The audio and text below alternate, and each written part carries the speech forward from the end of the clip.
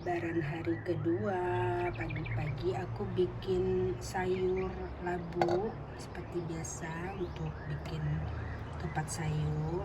Ini kebetulan ada labu 2 biji sama wortel juga 2 biji. Jadi aku bikin inilah. Nah, ketupatnya aku bikin di rice cooker aja biar cepet. Terus ininya doang ya. Ini bikin ketupat rice cooker. Ini ada ketupatnya, ada 12 kalau nggak salah. Terus airnya pokoknya terendam. Tadi levelnya 4 kalau nggak salah. Nah, tinggal didinginin biar nggak ambiar. Ada stok peyek lagi dari Fema. Ini bakul peyek langgananku. Alhamdulillah.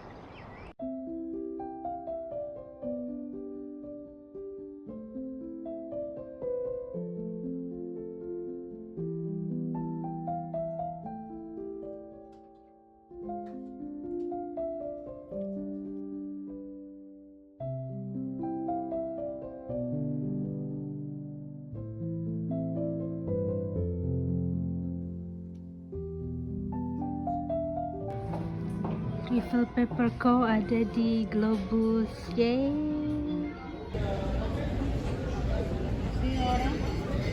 Ini ada promosi. Harganya 8 franc cuman. Tutupnya 5 franc.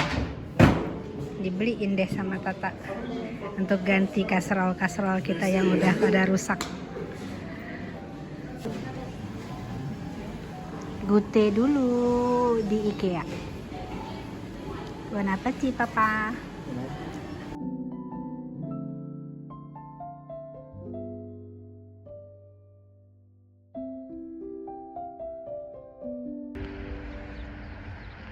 Kebun apelnya udah gundul, udah ditanemin yang lain kayaknya. Terang itu sebelah sana. Cuacanya seperti ini. Ayo naik lagi. Jalan pagi lagi kita. Udah lama nggak jalan pagi. Ini di sekitar rumah aja seperti biasa. Di village.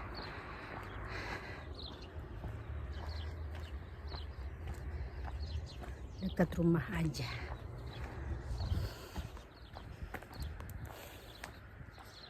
Jadi hari ini mulai jalan kaki lagi. Udah selesai puasanya. Ini menuju ke tempat pohon yang setiap spring aku datengin karena bunganya bagus. Itu di depan sana. Dia kayaknya udah mau rontok bentar lagi.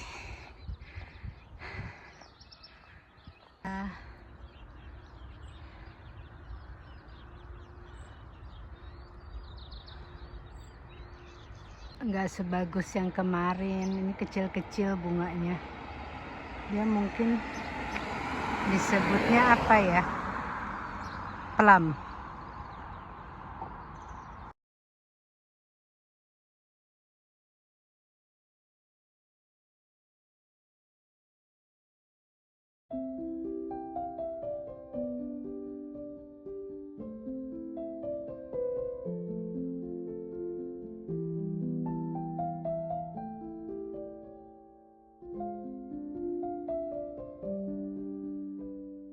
Trek pegunungan. Hari ini terang alhamdulillah dan gak terlalu dingin. Jadi aku memutuskan untuk jalan kaki lagi. Gak apa-apa sebentar aja, yang penting gerak dan berkeringat. Kata dokter, paling gak 30 menit setiap hari itu udah cukup sebenarnya. Gak usah terlalu ambisius mau lari apa, jalan aja.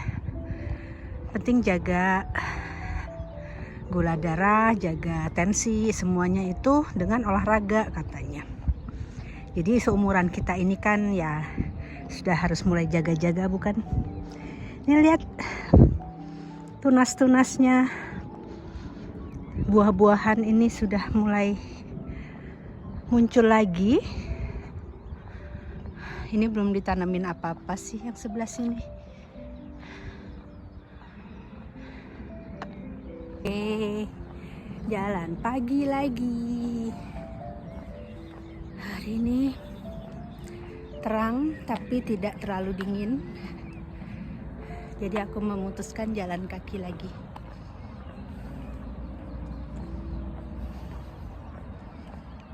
Sekeliling rumah.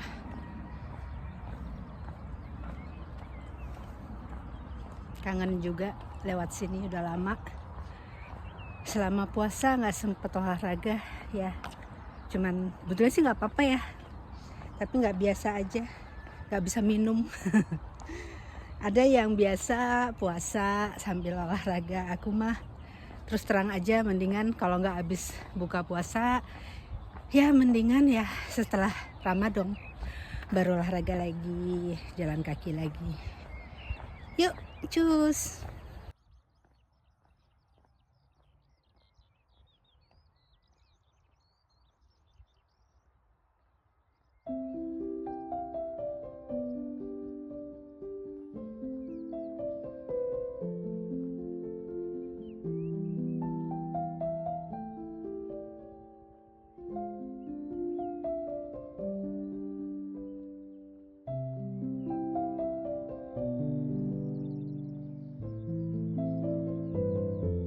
Sama sesama jogger, sesama walker di belakang tuh museum. Hari ini tadi pagi-pagi Anissa udah pergi. Ya seperti biasa sih anak-anak udah pergi pagi kan ke kantor terus ke kampus. Tapi hari ini Anissa cuti. Kayaknya dia mau nengokin temennya di Copenhagen, si Lena.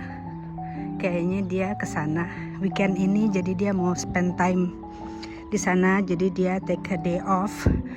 Hari ini Kamis sama Jumat, jadi weekend dia di Copenhagen. Aku nggak tahu dia pagi-pagi udah berangkat. Aku ngelihat kamarnya masih terang. Aku pikir masih ada di dalam. Ataunya udah berangkat, kata Tata. Oke, gunung di belakangku, matahari di depan, jadi terang banget matahari paginya. Sekarang ini sekitar jam 8, jam 8:30, 9.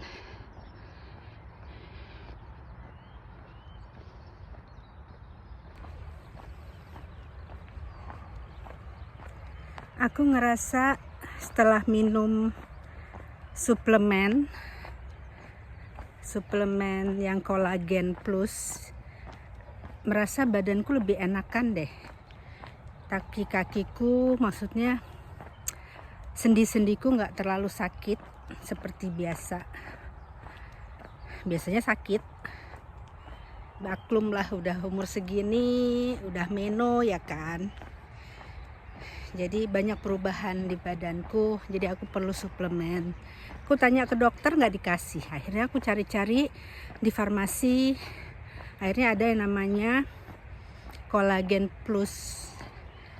Itu untuk joints, untuk juga rambut, muka, semualah yang sudah mulai menua, ya kan? Harus disuplemenin. Alhamdulillah kayaknya lebih enak badanku sekarang. Ini arah pulangku lewat sekolahnya anak-anak yang dulu. Udah pernah aku ceritain kan sekolahan ini. Emang sekolahnya di samping gunung. Kita beruntung banget tinggal di sini sebetulnya. Udaranya bersih, nggak polusi, nggak seperti di kota ya. lebih bersih lah, walaupun bukannya zero polusi, tapi lebih enak lah, lebih seger. Apalagi kalau pagi-pagi gini bisa keliling sini kan, keliling kampung dan merasa lah lebih seger udaranya. Kalau lewat sekolah anak-anak ini selalu kebayang dan keinget memori kita pindah ke sini dulu tahun 2015. Udah 10 tahun kita di sini loh, di kampung ini. Ya, dulu anak-anak pindah sini masih kecil-kecil. Berasa lah berubahnya ya. Dalam 10 tahun cepet banget. Sekarang yang gede udah kerja, yang kecil udah mau masuk uni. Udah masuk uni sebetulnya, tapi lagi preparation. Insya Allah masuk ke head haute école art and design di Genève. Insya Allah. Terus Tata juga sudah berubah banyak banget pekerjaannya, role-nya. Ya, semua yang kita jalanin di sini kita bersyukur sih. Allah masih membersamai kita di dalam segala suasana dan segala situasi ya. Mulai dari COVID, macam-macam lah yang kita alamin di sini. Gitu. Di sekolah anak-anak mau lewat sini apa lewat depan aja deh. Di sekolah ini anak-anak dididik dengan sistem Swiss yang ternyata cukup berat, tapi alhamdulillah anak-anak dua-duanya ya mereka bisa overcome dengan baik, lulus, dapat bakalaureat atau lulus SMA. Di sini itu banyak yang gagal loh, banyak yang gagal bahkan dari SMP untuk ke SMA aja nggak bisa, jadi harus masuk vocational school, sekolah kejuruan. Mungkin sama ya, di Indonesia juga ada gitu kan, sekolah kejuruan kayak STM, kayak apa sih yang Tata Boga tuh, SMK gitu ya. Di sini juga begitu. Tapi alhamdulillah anak-anak bisa lulus SMA dan jalur ke universitas. Karena gimana pun juga pendidikan tuh penting. Apalagi mereka ya dari orang tua yang bukan Swiss ya kan. Motor mau lewat, sorry ya. Ya, dilanjutin lagi. Jadi anak-anak dua-duanya udah dapat paspor Swiss. Maksudnya aku sama Tata sempat ngomong alhamdulillah, karena they won't fight the same battle like us. Kenapa? Ya sebagai orang foreigner di sini ya pastilah ada kesenjangan ya di kerjaan sehari-hari.